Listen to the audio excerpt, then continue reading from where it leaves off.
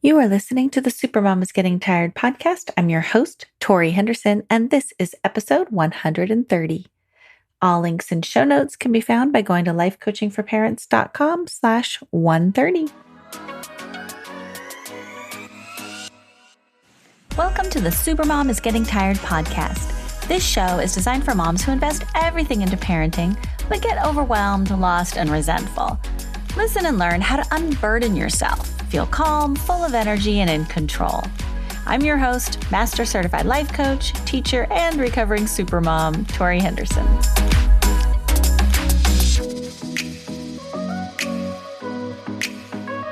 Hello, supermoms. Happy summer. I hope you're having a fantastic time. Hope you're getting some relaxation downtime. I finally feel like it's summer. It took me a while to get some time on the lake. We bought our lake house during the pandemic in early 2020. And I guess it's still the pandemic, isn't it? But we bought it in the early parts of the pandemic. And last summer, exactly a year ago today, we were surrounded by wildfire and the biggest fire Northern California had ever seen. So we kind of got cut short last summer. I didn't get to enjoy like I thought I would at the lake. So this summer was a little delayed, but I finally feel like it's here. I got to go paddle boarding and just hang out on the water, which I love, and be amongst the pine trees. And love it. I love my time in nature. So I hope you're getting some nice summer fun time too. And I'm excited for today's question. I think it's a good one for this time of year. Before I get into it, I want to remind you that if you are thinking that life coaching might be a good way for you to kind of reset and restart the school year, once school begins, you say, I want a clean slate. I want to change some habits. I want to feel better. That it is still available to you to get $100 off for everybody who leaves me a review. So you can go to lifecoachingforparents.com/review and make a comment on iTunes or Apple Podcasts or Spotify, or you can do it on social media and just tell your friends about it and then tag me and share a screenshot with me.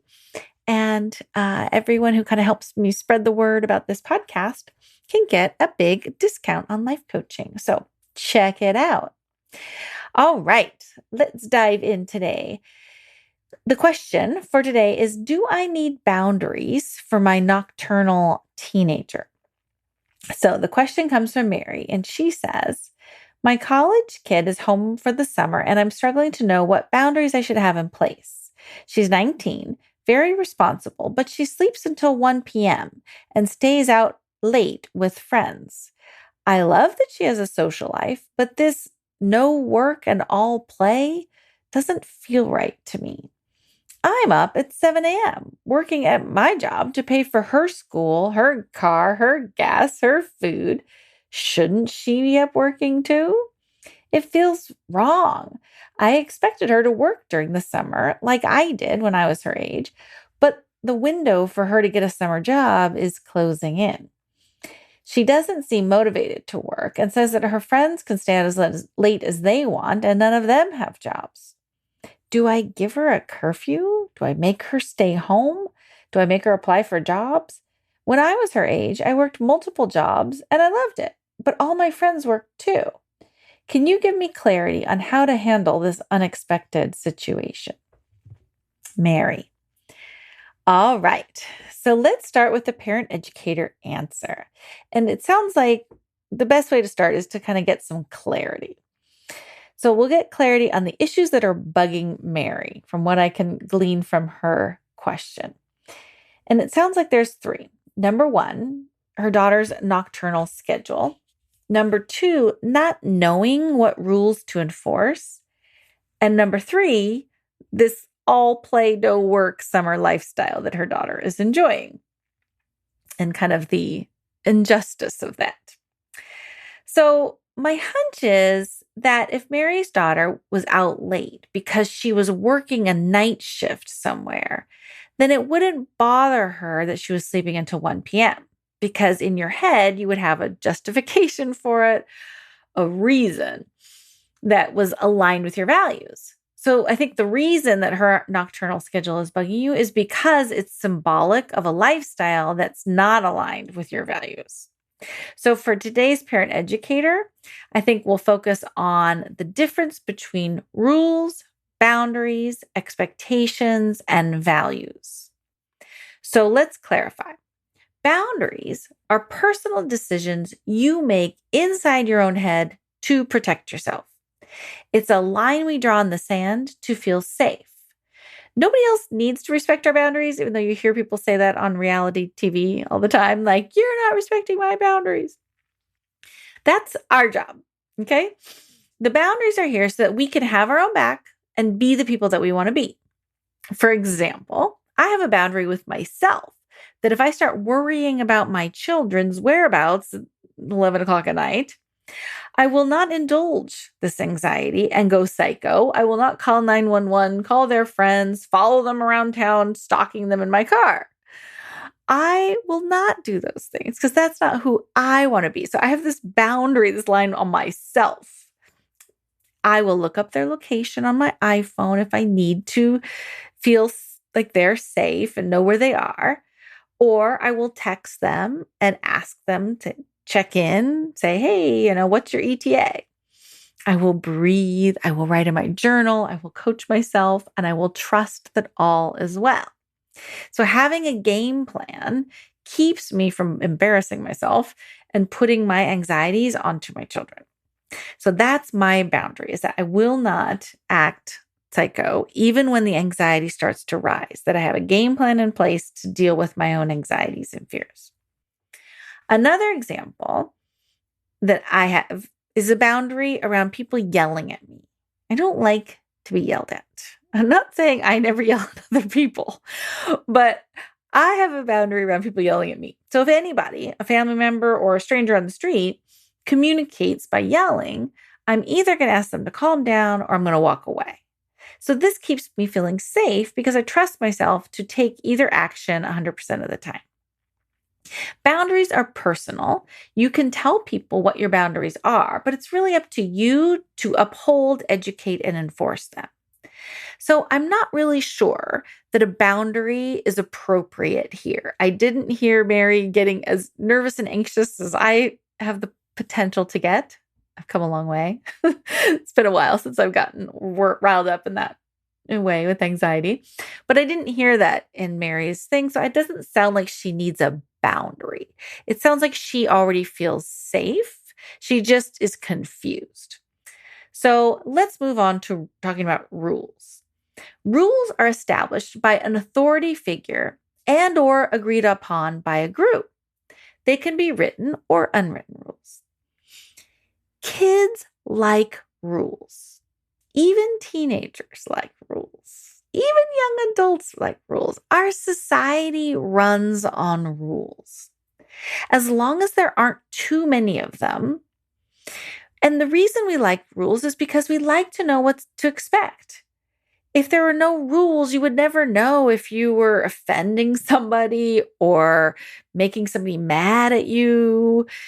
We like to know what the rules are, and we like to have our parents' approval. I say we because it doesn't really matter how old you are. You can be in your 50s and still want your parents' approval.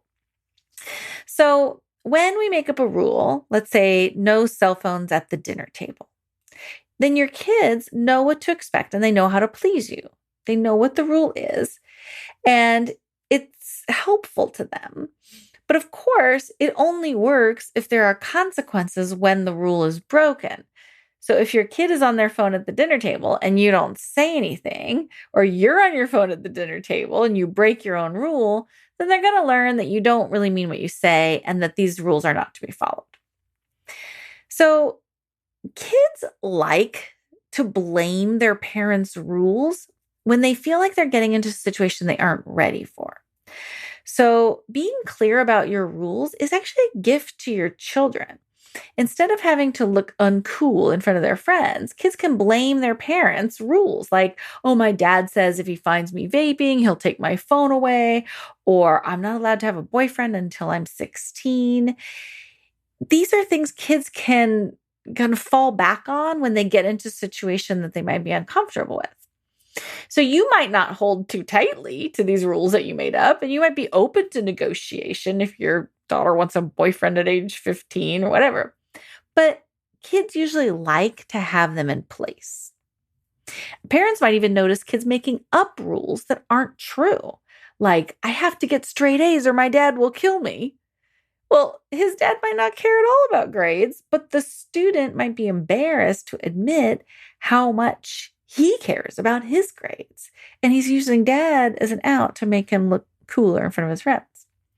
So, in order for kids to respect your authority, it is helpful to have 100% conviction and consistency with our rules, right? We've heard that. We know that that's true, that in order for rules to work, we need to treat it like we treat seatbelts. Every time you get in the car, you buckle up. If you unbuckle, we pull over, we stop the car, we wait until you're buckled up again. We know that this makes life easier when we're consistent and clear and convicted around the rules. So sometimes this fear of needing to be 100% consistent and convicted can prevent parents from making up rules, because not all rules are as clear-cut as wearing seatbelts, right? Like, as adults, we understand that the world is nuanced and situational. If we say to our kids, you have to be home by 11 p.m. or you'll lose car privileges for a week, but then our kid gets invited to a fun event that ends at midnight, then we get confused. Like, do we uphold our rule and say, well, you have to leave the event early to be home by 11?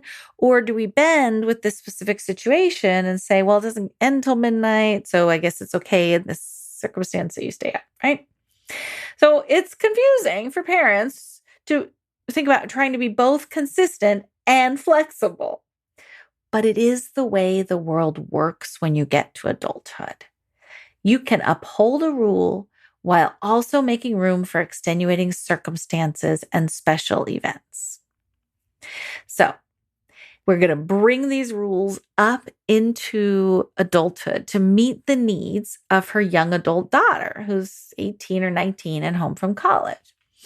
So examples of rules that Mary might like to implement are: always keep your location turned on your phone. Or, if you vape or smoke in my car, you're going to pay to have it professionally cleaned. Or, be home by 1 a.m. every night, or I'm not going to give you any more gas money. Rules can be short, clear, easy to remember, but also rules can change and evolve as kids do. So don't hold on too tightly to it. This doesn't have to last you forever. It doesn't have to last you until next summer. Next summer, you might have a totally different set of rules. It might not even have to be there every single time this summer if a special circumstance comes up. As your child grows in wisdom and responsibility, it's appropriate that you will have fewer rules for them. So it really is just, think of a rule you can have for this summer to help you feel calm and your daughter to know what to expect and to know how to please you. That's kind of the good place to make a rule from, okay? Is so that you both can rest assured and rest easy. Now let's talk about values. Values are something that are important to you, that change over time, and that differ from person to person. It's okay for children to have different values than their parents. In fact, I would say it's probably pretty typical. For example, Mary has a value around hard work. She expects herself and her family to share the same values of hard work and contribution. She feels frustrated and confused because her expectation was that her daughter would get a job this summer wasn't met. But it's okay to keep your values around hard work and contribution, but maybe change the expectation to meet the current reality, because it's the expectation that is causing her frustration. So to answer the question about what should she do, we got to take a look at what Mary has control over. Moms cannot make children apply for jobs, interview for jobs, or accept job offers. We can offer our thoughts and feelings on the matter. We can talk about why we think it's important. We can offer conditions like, I'll take you shopping after you've submitted 5 applications. We can offer incentives and rewards. We can offer consequences, like if you don't work this summer, I'm not going to give you money for gas. So cars, cell phones, apartments, tuition, and food are areas that most parents of 19-year-olds still pay for and therefore still have control over. So the finances is one area where a parent has some say. So let's say you have a value around hard work and contribution. Your daughter currently has a value around socializing with friends and enjoying her summer and not working. These can coexist. Yes, it is a little late to look for a summer job, but she could start looking for an on-campus job for the next school year. There are also ways she can contribute that don't look like the traditional summer job that you probably had in mind. She could help you clean and declutter the attic. She can teach grandparents or elderly neighbors how to use their technology. She can do yard work or babysit for friends that need help. Your daughter can sell stuff on Let Go, on eBay, Facebook Marketplace. She can sell your stuff and split the profits. She could take over cooking for the family. She can plan the family vacation. She can take the car in for maintenance. She can repaint the bathroom. There's lots of ways that she can contribute to the family and work hard while in aligning with your values. That doesn't have to look like that traditional summer job you were expecting. So if you widen out your perspective and stay focused on the things you have control over, then you're more likely to have your expectations met. So renegotiating some family rules could be a good thing to do now. Nobody needed curfews during COVID lockdowns, right? Like we weren't like, you have to be home by midnight. Like you were home all day, every day. But now, all of a sudden, your daughter's coming home from college, and maybe having a curfew would give you both peace of mind. If not a traditional curfew, like you have to be home by midnight, it could be just a nightly check-in. Text me every night at 11 and let me know where you are, what time you think you'd be home, let me know you're safe, whatever. It could be just a check-in, different kind of rule that you could set in conjunction with your daughter. Your daughter might appreciate knowing what your expectations are and how to make you happy, and you would feel more in control of an unexpected situation. So let's do today's life coaching answer. What gets in our way from setting and enforcing rules? Does anybody else out there struggle with setting and enforcing rules? Some people are good at making them, but not keeping them up. And some people avoid making them at all. So let's talk about why that is. I think the main reason that we avoid setting rules is because of fear of how our kids are going to react. We worry that our kids are going to rebel, they're going to lie to us, sneak around behind our backs, that they're going to get mad at us, blame us, feel stifled, or react in a way that's going to ruin our relationship with them. We want to enjoy our kids, whether they're children, teens, adults, whatever. We want to enjoy them and we want to respect their growing independence. We understand intellectually they have a need to individuate, and we worry that making rules is going to mess up our bond with them. I think this idea comes from the times when parents make unrealistic rules out of anger that are impossible to uphold. So, like after seeing a bad grade on a report card, a mom might yell, "No more cell phones, no more video games for you. Never again. I'm throwing it out the window."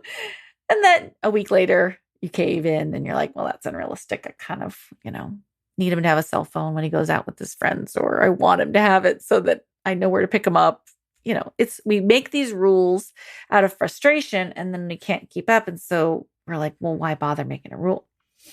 When we make these off the cuff rules from a disempowered, angry state, we learn to associate rules with harsh, authoritative parenting. Or perhaps that's how your parents were. Maybe they were harsh and authoritative and controlling. And so you're like, I don't want to be like that. And so you go to the other end of the spectrum, which is not making any rules. So making and enforcing rules is best when done from calm leadership energy. When we step into our power and we ask for what we want and we believe we are worthy of getting it, good things happen. When we say, hey, I want you to be home by midnight, that feels comfortable to me. I feel like that's reasonable and fair, and I can relax and go to sleep and not worry about where you are out and about. Then we feel empowered. We feel like it's okay for us to ask for what we want, like we're worthy of that. And yet, it's common for moms to reject our own authority because we're afraid to be mean. We were afraid to be strict and authoritative, and we want to have this open and positive relationship with our kiddos. But that is exactly why we need moms to step into their power and own their authority. Because when women step into leadership positions, their instinct is to do it nicely. Women gravitate towards collaboration, fairness, and kindness. Women are really good at preserving and prioritizing our relationships. This is what we need more of, not just in families, but in our whole world and country. What moms resist is the old-fashioned, overregulated, command and control stereotype of authoritative parenting. So it's finding the balance. I'm not suggesting we go authoritative, command and control, make a whole bunch of rules and you will stick to it like glue and like over-regulated. That's not what we want. What we want is rules that are made with consensus, that are made out of self-respect and mutual respect, that are made out of fairness and kindness. Because here's the thing, like it or not, you are the authority in your family. You pay the bills. You know all the things. You are older and wiser with more education and more experience than your children. You are the authority and you do have power. You absolutely can set rules with consensus. I remember doing this in my classroom on the first day of fourth grade when I was teaching. I asked the students what kind of rules they thought would be good to have and that they made sure that everybody else followed.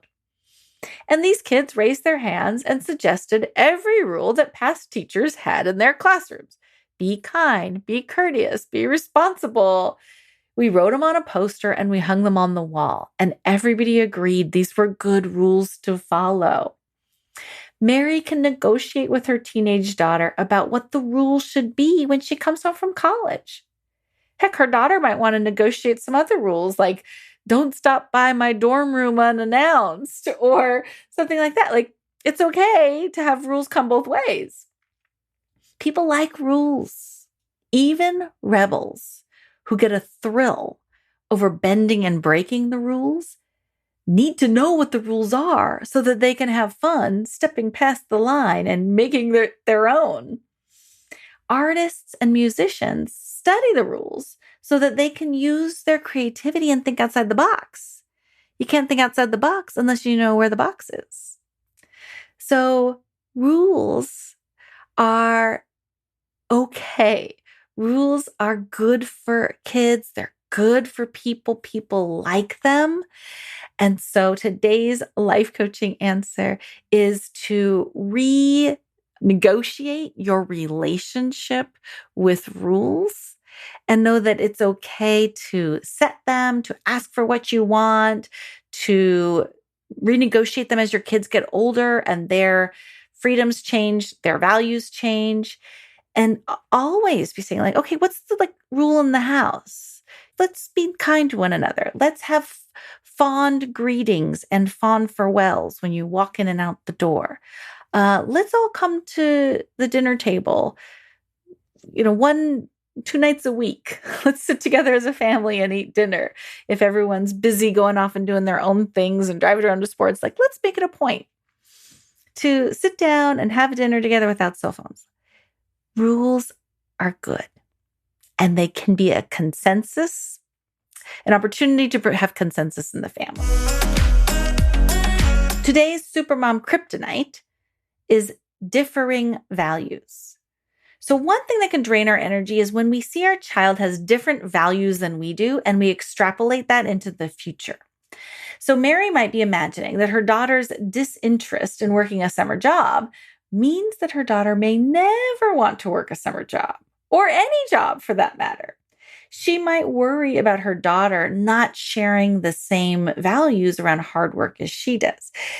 So then we start reacting to this imaginary future scenario in our heads instead of what we're actually dealing with today, right? So we tend to overreact to the current situation because of this futurizing and catastrophizing. So the thing to remember is that values change over time. My hunch is that when Mary was 19, she probably had a higher priority on socializing and hanging out with her friends. And now at this stage of her life, maybe she has a higher value on working hard. So that's really normal. And after so much social distancing, we all have placed a higher priority on socializing and having fun with friends. Like, so many kids had social and emotional delays that they're needing to make up for during those 2 years of reduced socializing.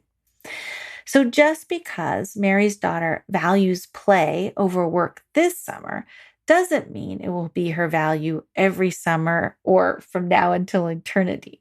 She just might need to make up for some lost time and reestablish some really quality friendships. When my kids were younger, I placed a high value on alone time. Well, now I'm getting more alone time, so it's not as high as a priority. It's not that I don't value it anymore. It's just I don't have to focus on it. So our values are always shifting over time, depending on what we're getting and what we're not getting. And kids' values can be different than parents. You know, my daughter has a value around not eating animals. She would love it if her dad and I were also vegan, but we have different values, and that's okay. So it's okay that you can coexist, cohabitate together peacefully, even if you have different values. And learning to respect your children's values as they are growing and changing and becoming more vocal about what their values are is part of the love more, care less philosophy that I teach in my Leading Your Teen coaching program. So when we let go of our expectations of how we think things are supposed to be and the values that we think our kids are supposed to have, and we let go of our futurizing and catastrophizing fears, then we can embrace our children's differing values peacefully and admirably. Like, we can admire them and recognize how wonderful it is to have kids to think for themselves, and they want to differentiate and individuate from their parents. And that's a really good, healthy thing. Today's Supermom Power Boost is invite yourself. When I was a freshman in high school, I asked a boy to the Sadie Hawkins dance. He gave me a typical freshman boy response. Yeah, okay, maybe I'll think about it. I may have to check. I may have already made arrangements to go with somebody else, so I'll get back to you. He, of course, never got back to me, nor did he talk or look me in the eye ever again. From this experience, I decided, well, that sucked, and I'm never going to do that again. I am never going to put myself out there and invite somebody to do something where I might get rejected. I felt so brave and so proud for putting myself out there in that moment. I really didn't care much that the guy wasn't anything special to me. I just wanted to be brave, you know? And I didn't really like him that much. But I quickly, after that incident, developed a fear of rejection that I have carried with me into my adult life. I have a hard time initiating friendships. I kind of wait for them to initiate, or I wait for them to make it crystal clear that they are interested in being my friend before I take it a step further. Inviting people over, inviting people to do things always makes me a little bit nervous unless I know for sure that they want to come or that they like me. So when I go to express my desire to socially connect with others, it triggers this little fear of rejection that I developed. I also tend to take it personally when somebody says no to my invitations or says yes and then cancels. I assume it means that they don't like me. Okay. So this is the tightrope that I walk on every time I engage socially with friends.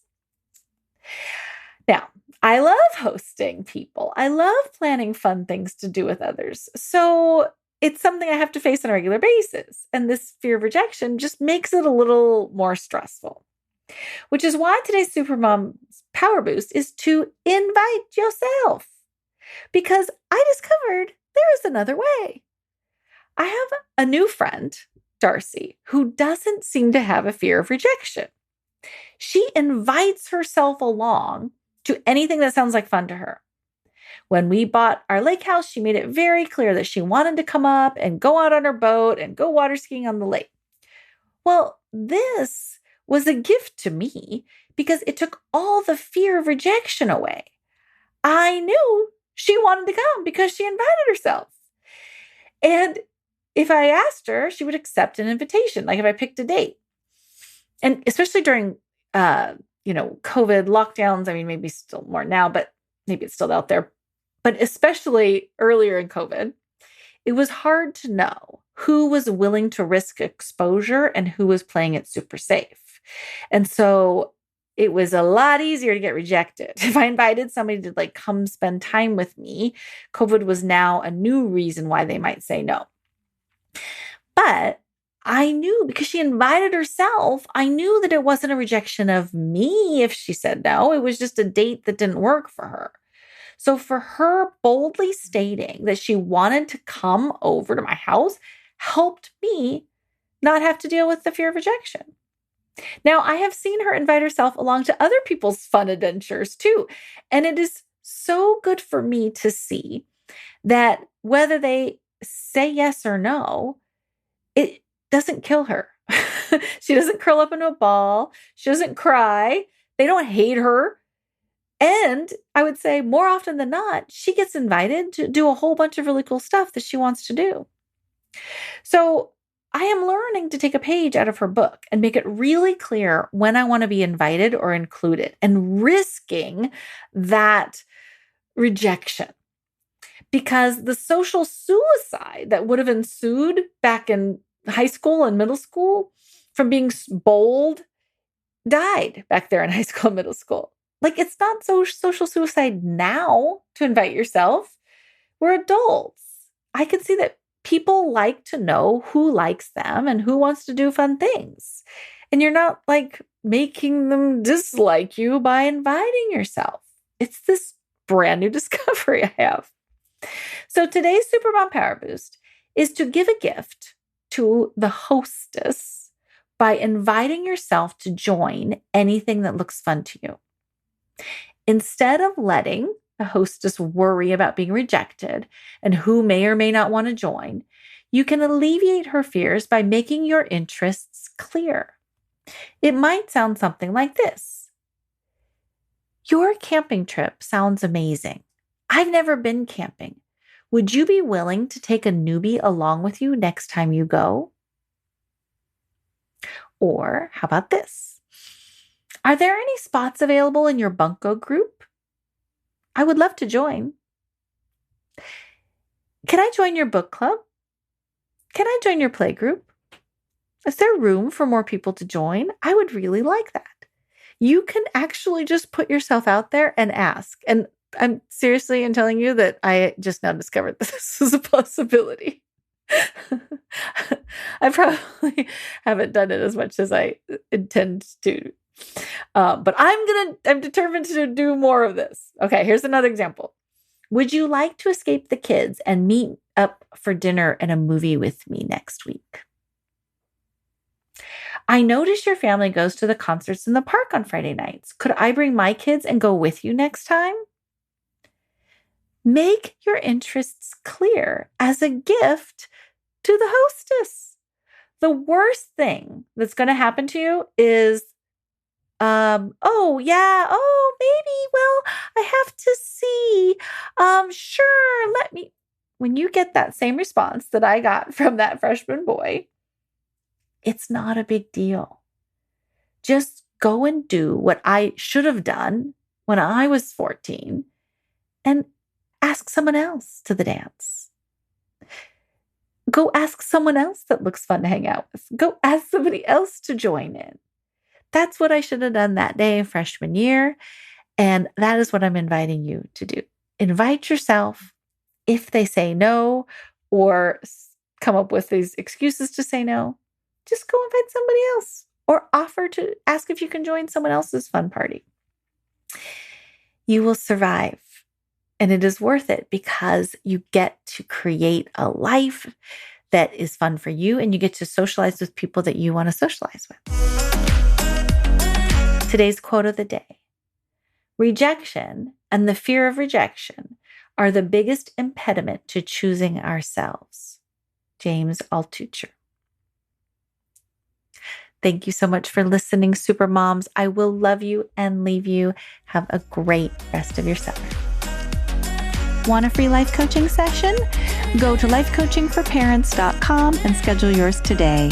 And thank you so much for listening. I would love it if you would subscribe and share these podcasts with your friends.